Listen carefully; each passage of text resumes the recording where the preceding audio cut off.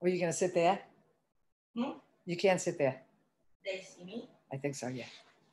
I think so, huh? I mean, the corner. Hi. Where we at? Here we go. I even screwed up myself. We're going to figure this out. Oh, here we go. Hi, gang. Welcome back to Dina 6 TV. Yeah, I'm going to sign you in. I hear you, Di. Yes. So I'm going to admit my guest today, Diane Brennan. Super, super excited. Hello. Here she is. Here she is. Hi. Hi. Hey. Oh, look at you. Greetings from Bayonne. Oh, let me turn something off, darling. Hold on. Okay, great. Look at you. You look fabulous. Thank you so much. You too, out there in California. Yes, I put extra makeup on because I knew you'd be a rock star. Well, Diane Brennan, you look fabulous. thank you so much. I'm so happy that we're doing this. Yes. My goodness, I mean, there are so many things to talk about.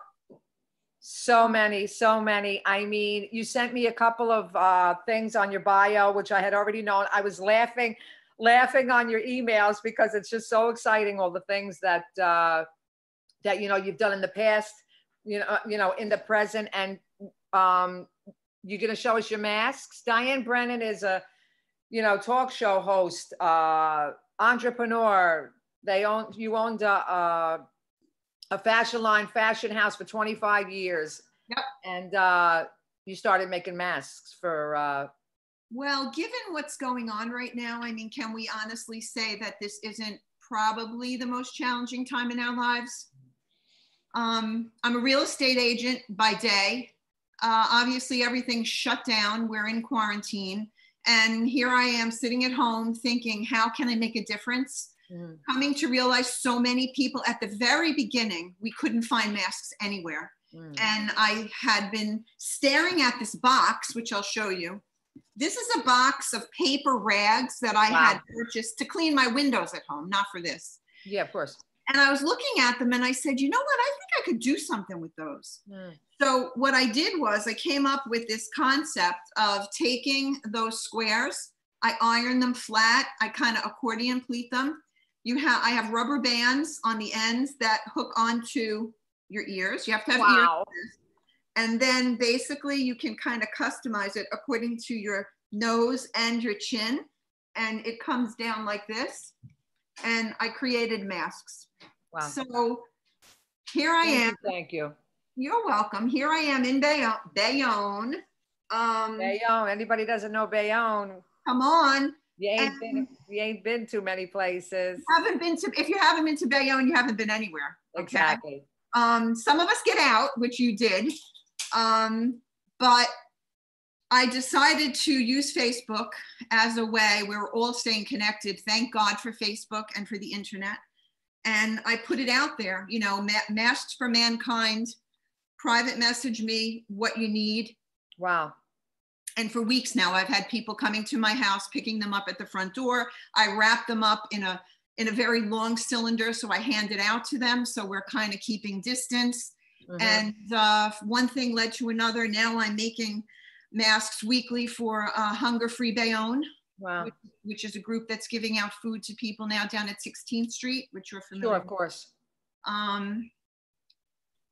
Plus assorted other requests that have come in that would break your heart. People whose family members are in the hospital on respirators, having said goodbye to them the night before, not knowing what's going to happen, and reconnecting with young kids that I knew way back in the day and my son's friends. And I mean, I'm talking to people, which I want too, because we've become so technologically imprisoned now that this kind of connection is I think what human nature needs.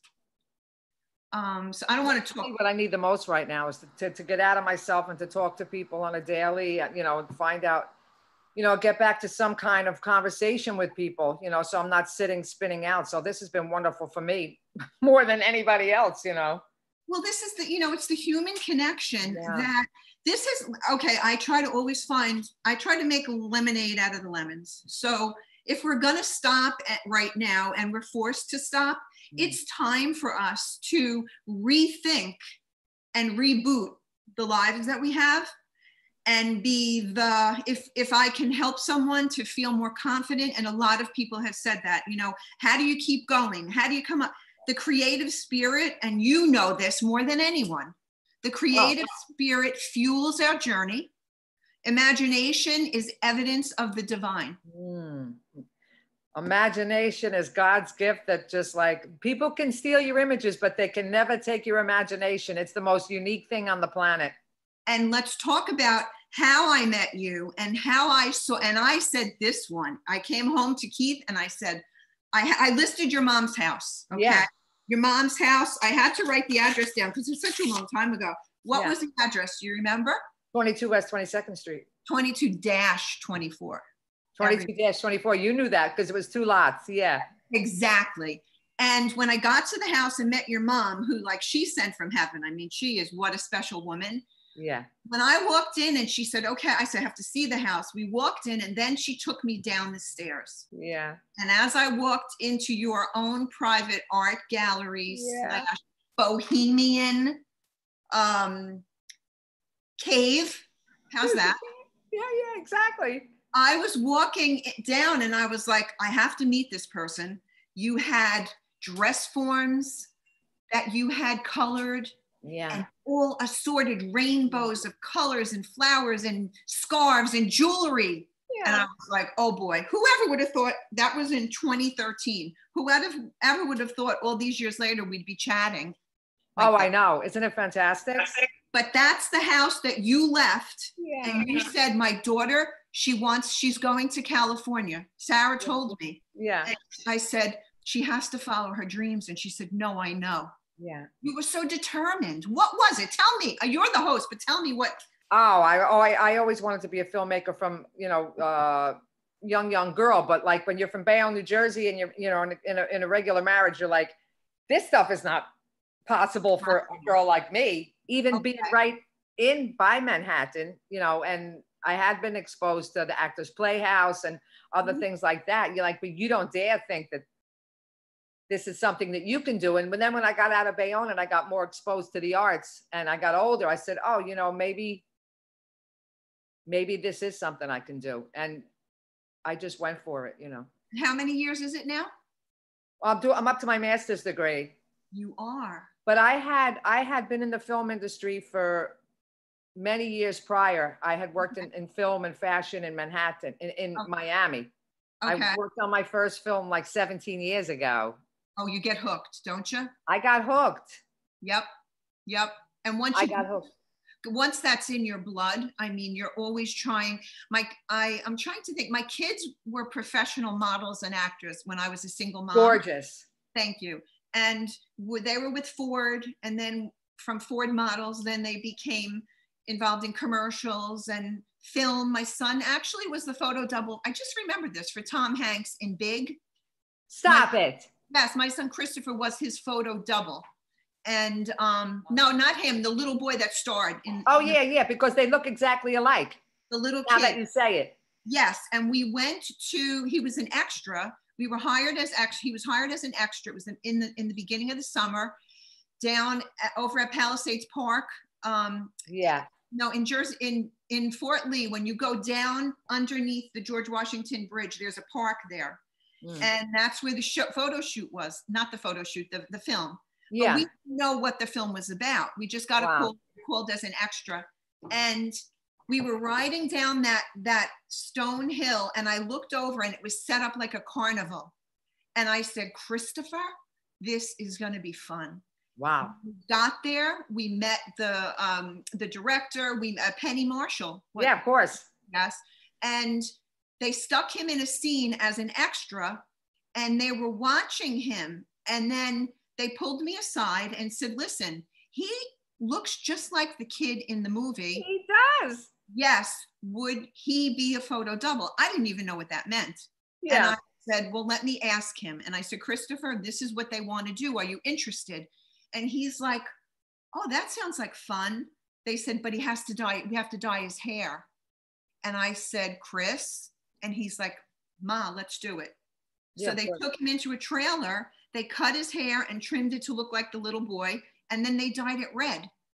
Wow. And he was his photo double for, oh my gosh, for weeks in the film. So many parts of it, I know it's Christopher's hands on the clothesline. It's Christopher walking down the street doing that bop with the kid. Right. I'm going to have to watch it again now. It's epic. I love that film. Are you kidding?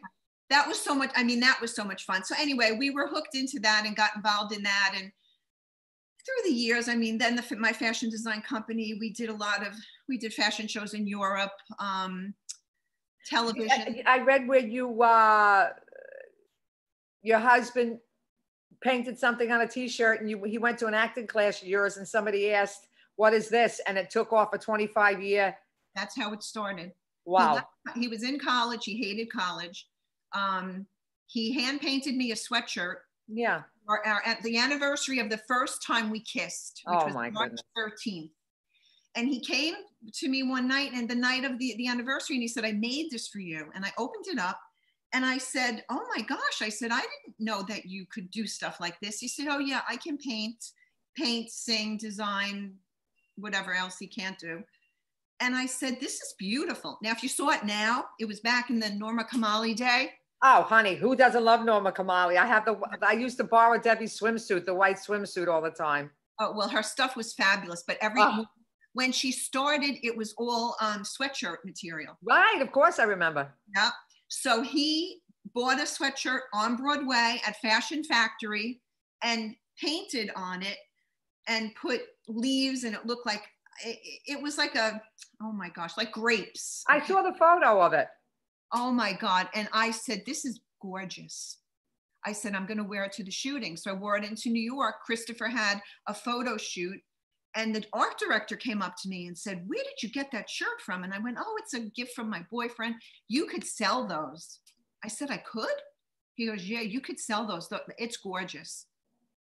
So I came back. I went to Journal Square, got off the path, went into Lord's, and I took my coat and I put it over my shoulder and I walked around and I said, I knew.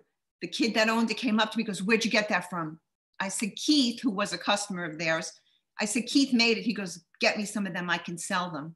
So I went to a regular phone booth and I called him and I said, Keith, you're a designer. And he's like, what are you talking about? I said, hon, everybody loves the shirt. Why don't we make them? And then we started out 1 dozen. He was working as a waiter at Windows on the World. Wow. College, yep. Why don't we make them? And then on his mother's dining room table, which is funny because now we're on my dining room table. Right. He started painting, and then we took them to Mademoiselle on Broadway. Who doesn't love Mademoiselle? Yep. She bought Variations. We went to Variations, had our stuff too. And then we started to go out and branch out. We jump in the car and branch out to all the areas where people were quote unquote rich and could, Fort Lee, Nutley, then all the casinos in Atlantic City were opening. And then they went to Talk of the Walk. Wow. And they showed them. And that's how people bought back then. It's different than now. Yeah, of course. So then we wound up doing a trade show at the Coliseum. And then we had a booth that I swear to God had to be 12 feet, not even 12, 6 feet wide by 12 feet deep, because that's all we could afford. And I, of course, in my divine wisdom, was serving strawberries to people as they came by. And it drew them in. We got orders. It's so classy. But it was something different. Great. And we went from that tiny little booth to a gigantic booth to showrooms and reps, and Cosmopolitan Magazine put us in their magazine, and Us Magazine. Bruce Willis film. You said the Mortal Thoughts. Mortal Thoughts. 80s film, of course, right? Yep. Filmed the epic 80s film, Mortal Thoughts. Demi Moore, Bruce Willis, Glenn Headley. He was so hot then. Yep. We did oh my gosh, we did the shirt she murders him in the, well, I don't want to give the film away if anyone hasn't seen it. You did the shirt she murders him in? I love that. That's so epic. I was the model. Of course, I was smaller then than I am now. And I I was the model, and we kept trying all the shirts on me. They needed about 7 or 8 of them for all the different scenes where they would be splattering the blood. So they have to keep putting different shirts on her. Right. Oh my gosh, that was fun. We met her. She was lovely. Demi Moore? Yes, she was lovely. And that was when Bruce Willis was handsome. He wasn't very friendly. No, he wasn't very friendly? He wouldn't sign autographs. Give me the dish. What's that? No, he Give wouldn't. me the tea. He really wasn't nice, to truth be told. I mean, Wow. the cleaned up version, he wasn't very nice. We did another. Demi Moore was the nice one. She was sweetest. Glenn Headley, do you remember her, that actress? She passed away not too long ago. Yeah. She actually sent me a handwritten thank you note for what we did for her, which really surprised me. I'm trying to think, but hold on, hon, what was the name of that place where we did the carnival scene? Another carnival scene. Beaucraft out on 22 in Scotch Plains. That's where they do the scene where it's like, looks like it's carnival. Yeah. And people were going up to Willis asking him just for their kid's signature. They loved him so much. My son admires you. And he wouldn't do anything. Don't tell me. He wouldn't sign an autograph? He wouldn't. I thought that was mean. I know. Because we would sign. You asked me, I would sign one for you. You want? Hey, somebody asked me. Yeah, it wasn't very nice. But anyway, it is what it is. So tell me about MTV. Wasn't there something about MTV too? Oh my God, Remember MTV was rocking. It was incredible. There was a show called, what was it, hon? True Life. Is he back there? Does he want to come out? He's back there. You want to come over? True Life came to us and scouted us out on 22nd Street. The third location was 8 West 22nd Street. And they came in and said, we're going to be doing Hi. There he is. Hi. That's my better half. Hi. That's Keith Brennan. Rennar. Well, we're Brennan. Rennar. Why do I see it? The business name was Rennar. It is Rennar. Yes. Yeah. So when they came in and said we're going to be shooting this TV show, it was called I'm a High School Senior. I'm a high school senior. Yeah. And they were using two girls from Bayonne High. Go figures.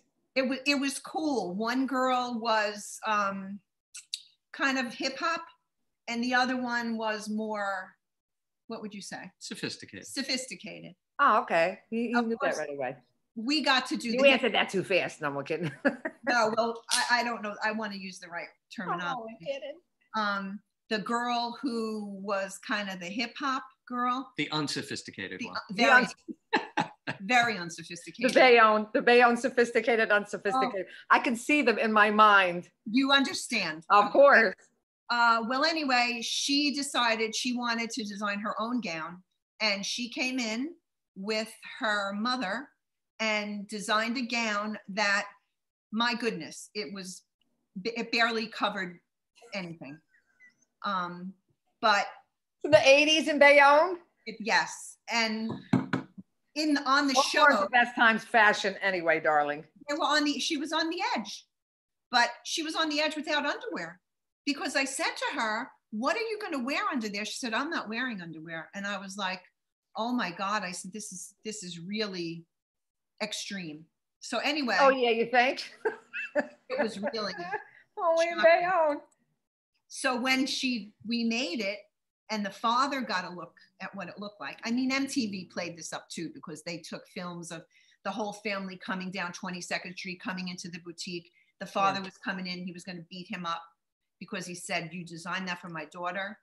So it was I love it. So you were part of the whole MTV. Yeah, it used to be on YouTube, but then MTV was bought out by somebody else. And but it was fabulous in the beginning, MTV. I mean, the first time we all heard, I love that MTV. It was like a whole different era started for all of us. It was like a culture that, you got right into. And our episode actually turned out to be the third most not the one with just us. Then they had the sophisticated girl who got her dress somewhere else, and she was the princess. I almost said something I shouldn't say. Our girl was different. Let's say that. Yeah. And yeah, it was the third most popular. At the end of the year, they'd have awards. You would know all that. Oh, I loved MTV. It was, yeah.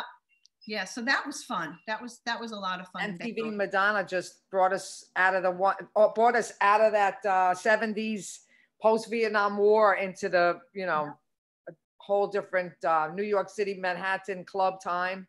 Mm-hmm. All that was Bayonne being Bayonne. Then of course we had the people who were on the side of the princess. And then on the other side, we had people contacting us. How could you design something like that? Like, you know, the tides always kind of part here. Yeah, well, Bayonne's very, you know, you can't really be that different in Bayonne either, you know. So we had a lot of explaining to do, that this was our design. It wasn't our design. We just wanted to help her out. Oh my God, you were the first Jersey Shore, essentially. You're absolutely right. That was in Bayonne. Well, we are. I mean, it's a peninsula. I mean, this was the original shore. Back in the day, in the early 1900s, people came here from Manhattan. They vacationed down at the La Tourette. Oh yeah, and we had the Uncle Milty's down there. I remember as a young, you know, I'll be 60 next year. I'm like, I remember Uncle Milty's. You know what I mean? I do too. Yeah, and they're great memories. I mean, it was great memories. They're all great memories. They really, really are. Well, Bayonne's fantastic because it was right across the river from Manhattan, though. I mean, as much as Bayonne, it was actually, once you had the opportunity to get to Manhattan a lot, Bayonne was actually quieter. So it was actually nice to come over. Yep. You didn't have that 24-hour day, you know, hyped up Manhattan. You could come back to Bayonne and feel a more relaxed, believe it or not. Well, in my real estate, I use that when I'm talking to people. I say we're kind of like a suburb of Manhattan. It's true. You know, and when they come here, truth be told, we're 20 minutes away, but it's 20 light years away. Yeah. I mean, we are, and part of it, I think, is because we're surrounded by water. So it has stayed so insular, and people, even though now it's like totally diversified, but it saved us in a way and created this interesting kind of anchor for people.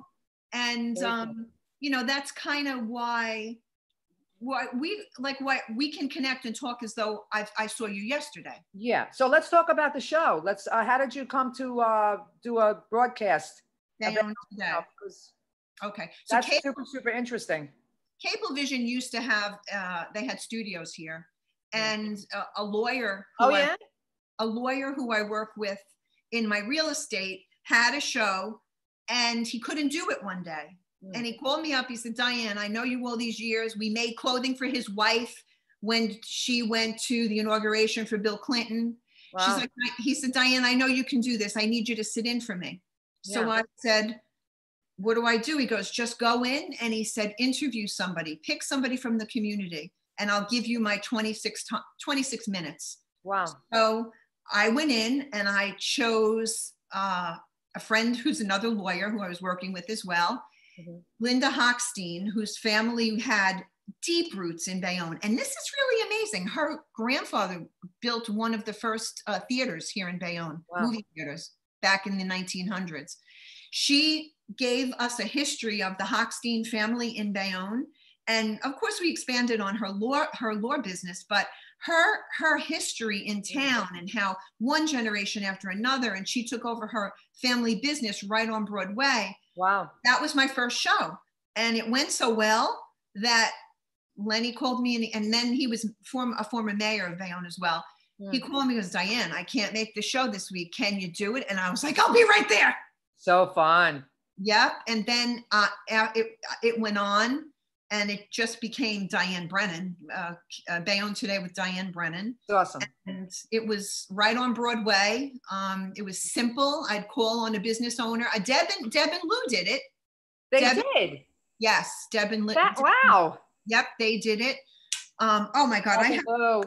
I have Debbie Lou. I mean, I have lists of all the different people that were on. One of the most favorite was Captain Bayonne. Do you know anything about Captain Bayonne?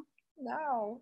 Oh my gosh. Well, Captain Bayonne is quite a character. He's on YouTube. So if you go on YouTube, Diane Brennan, Bayonne Today, Diane, you'll see him. Okay.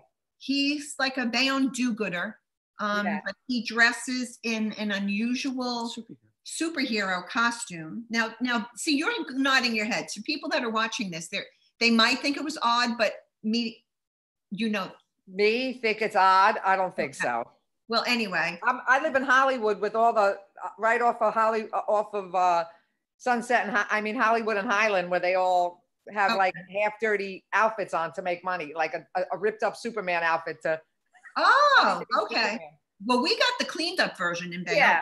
I mean, he's excellent. Well, he was one of my best guests, and he put on such a show because no one knew who he was. He's always masked, so nobody really knows who he is. I think it's super interesting. I love it. I'm just surprised that I don't know who he is. He's kind of been laying a little bit low lately. Did you have the Elvis guy? Did you have the guy that passed? Elvis. Well, Elvis passed. Yeah. We lost. Well, we lost Eddie O'Rourke, who had the music studio that you studied with him. I did. And then we had the other Elvis wannabe who had the car. Yeah, he had the car. And he used to wear the whole outfit. Yes. Oh, God bless. He passed last year. Oh, last year. Because when I used to come back to Bayonne, they used to have Big Apple used to have the car shows. He was still hanging around.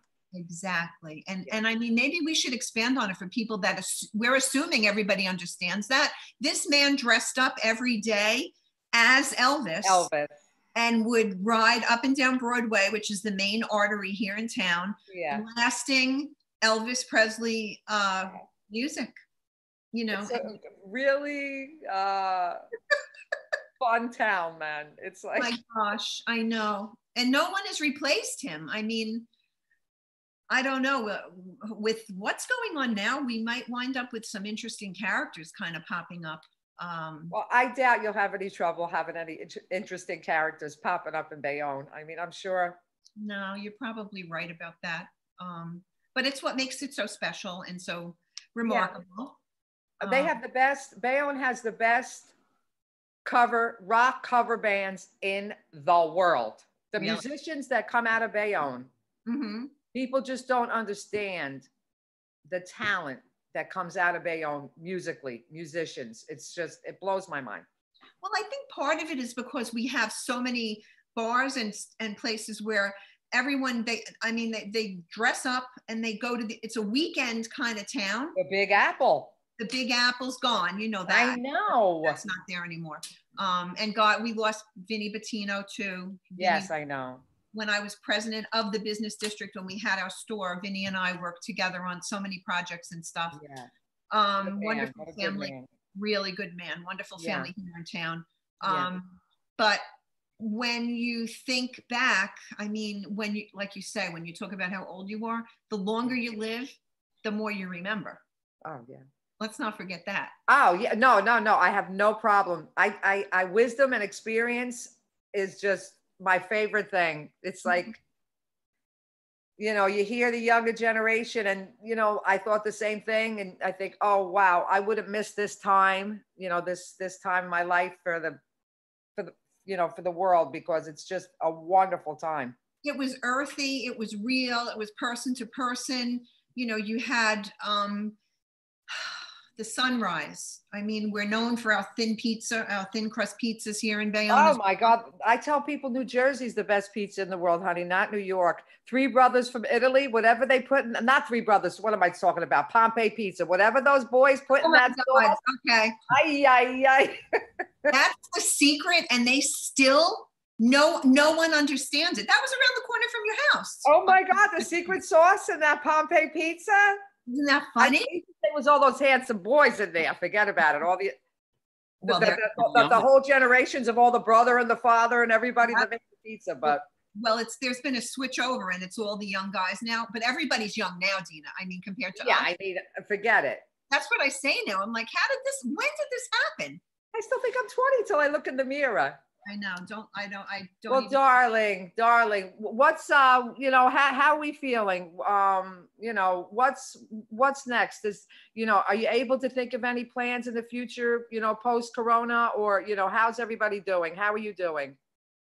How am I doing? Yes. How are we doing? I'm I probably could cry. Okay. I'm deeply, deeply, deeply troubled by what I see, what I hear. I heard some stuff today about someone endorsing the man who currently sits in the White House, which really troubled me. The Catholic Church has endorsed Donald Trump.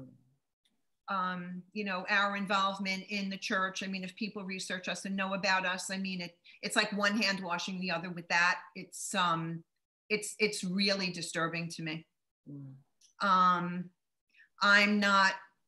I'm always confident that I'll figure things out. We'll figure things out. Yeah. It's a wonderful time for us as the creative thinkers that we are. Yeah. Thank God. I believe that the change is up to us to see to it that things move in a different direction. Some of the things that I read, I study. I mean, one was Ram Dass. Do you know Ram Dass? He's an American spiritual teacher. He helped to popularize Eastern spirituality and yoga with the baby boom generation. Yeah, no. And recently I saw a documentary with him, and he had gone from being this vital, strong man who traveled the whole world to someone who developed, was it Parkinson's or? I think so. Something that debilitated him. And they showed him in his wheelchair, and they showed him in Hawaii. And I mean, he has a beautiful setting. Yeah, of but course. He can no longer walk. He can no longer do the things he used to do. And they went to him and said to him, you know, how did you ever think from a spiritual standpoint this would happen? How would you move ahead in life? And he said, the one thing I've learned is to make friends with change. And I got the chills when I heard that. Wow. That was BC, before COVID, when I heard that, BC. And now, when I think of where we are, we have to embrace it. We have to accept it. Yeah. And we can create the new future that I believe is coming. But this is a birth. We're pregnant. We're pregnant right now. Yeah. Darling, my roommate over here. Yes. It's Do you feel the same way? Oh, I'm overwhelmed. I'm devastated, but I'm also, 6 days a week, I'm positive, and then I like lose my mind. And then I say, hey, wait a minute. God is so good. I've always been able to, change has been my bag my whole life. I mean, I love recreating myself. I love, trying to help other people to convince them that the recreation of oneself is like, it's fantastic, first of all. And the only person that can stop us from doing that is our fear and ourselves. Exactly. So of course. I just doing this show online like this, instead of doing what I was, I said, let me get out there and be a part, of a newer community. This, what the three of us are doing right now is the present community of creatives. And so just by sitting down, and doing this, I feel like I'm, embracing change and just, I still have a future and a present in creating, content. I still haven't lost that. I still want to, be able to do that. So. Well, there are new doors opening, not only, technologically speaking, this is amazing. The whole Zoom thing for somebody older. Oh, yeah. We did a Zoom bingo party with my cousins in Florida. We did a Zoom birthday party with an aunt who got out of the hospital, who had COVID, but now she's better, with our grandchildren. Yeah. We did it with my nephew, Matt. He's just had his birthday. We did the Zoom. It breaks my heart. When I tell you it did, it broke my heart too. We didn't stay on long. It was. But the kids are used to it. And that, even the fact that we're now quarantined and stuck, I talk to them, they call Gima, and they're Poppy, they're talking to us as though it's all good. And I'm happy. No big deal to them, because they're of the FaceTime era. They're of the computer era. They're, they do spend hours on the computer and the games of people they never meet. That's what they're doing. For them.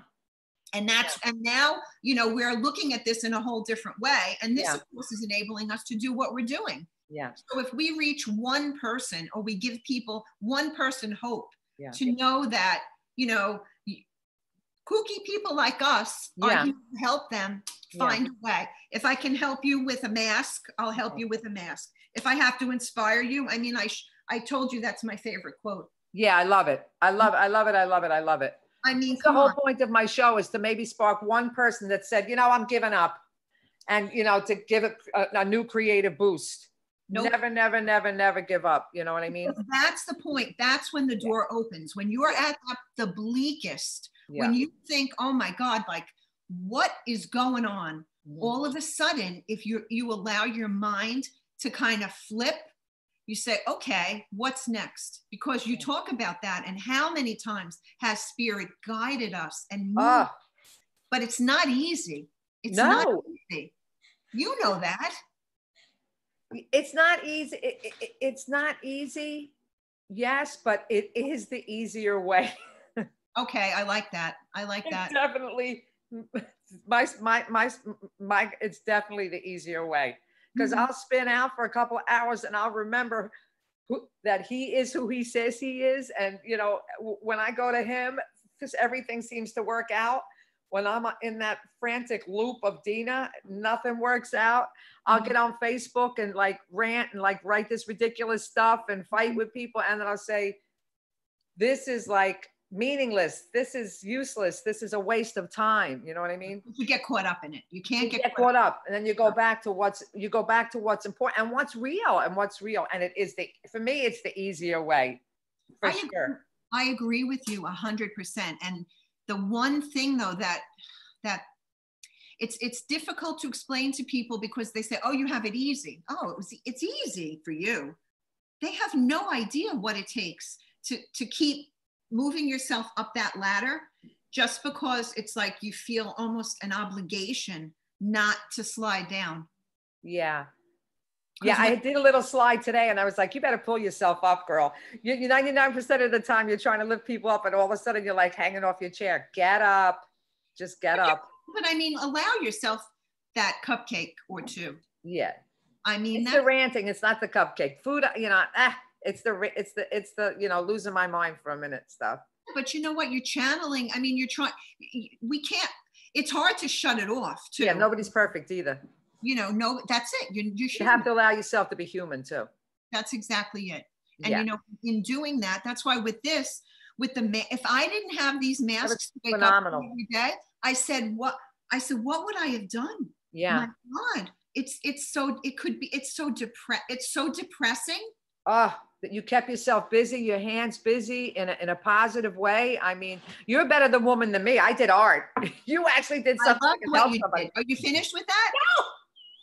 No? Oh my gosh. It's still going. Did you pencil in all of those? Little pencil squares about this big. And it's gotta be 10 feet tall by now. I love it. I love it.